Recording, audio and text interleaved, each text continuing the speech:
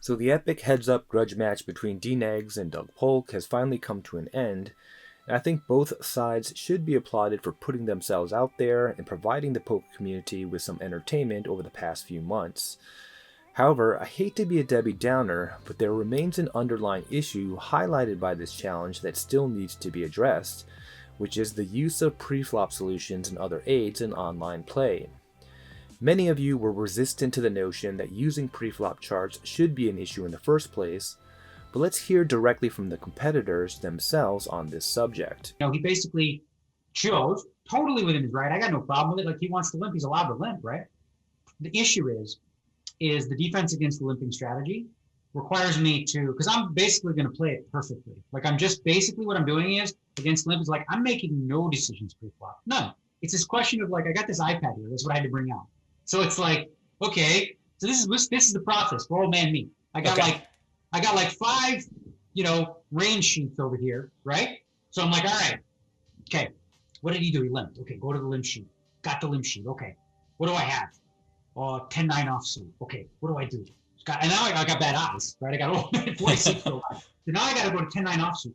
Zoom in and say, okay, raise to 70 this much, raise to 30 this much, check this much. Okay, what did the RNG say?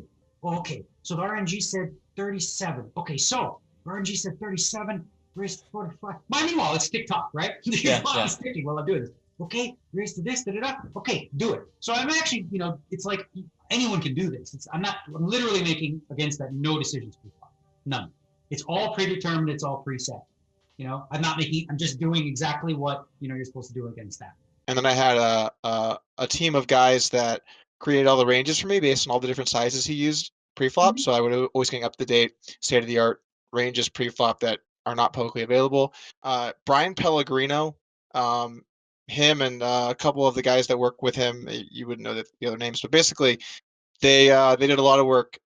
Essentially, anytime DNX had new size, we hit the neural networks, boom, came up with some new shit. Next day, ready to roll. Import 400 fucking preflop ranges. Let's go.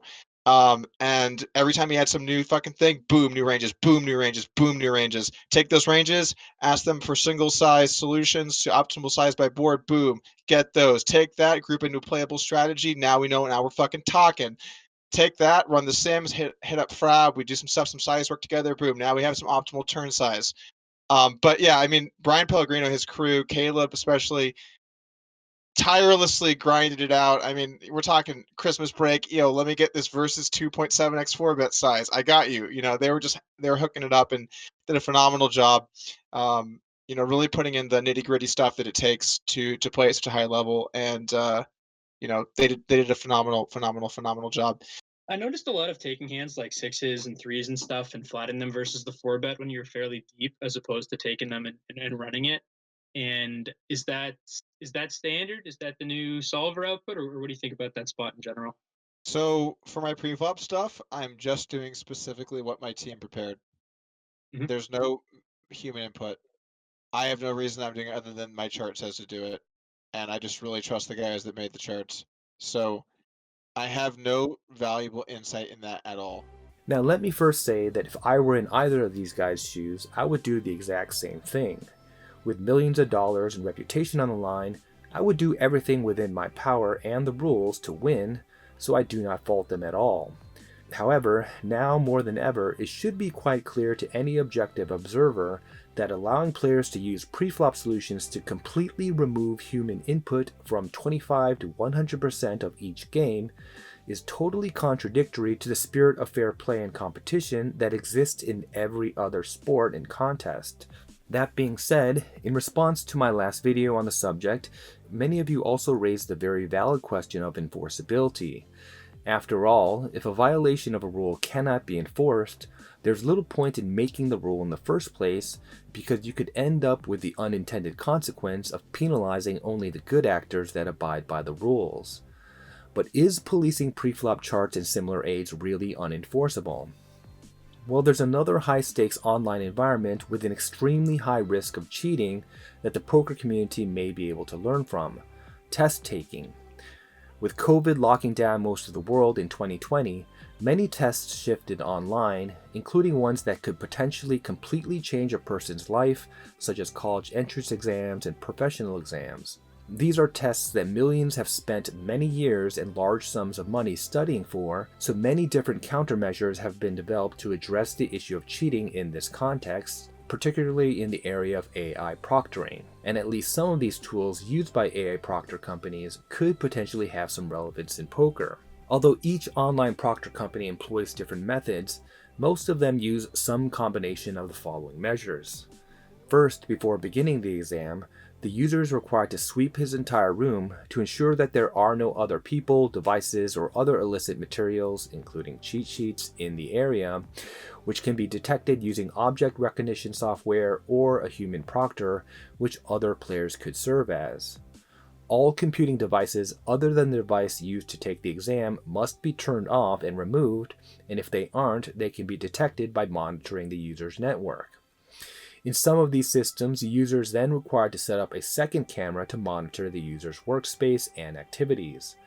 The system then validates the identity of the user through facial recognition and takes control of and records the user's computer to ensure no other browsers or applications are being used. During the exam, the program monitors the user's movements, including by reading the user's head and eye movement and mouse clicks. During this time, the system tracks and records any suspicious behavior.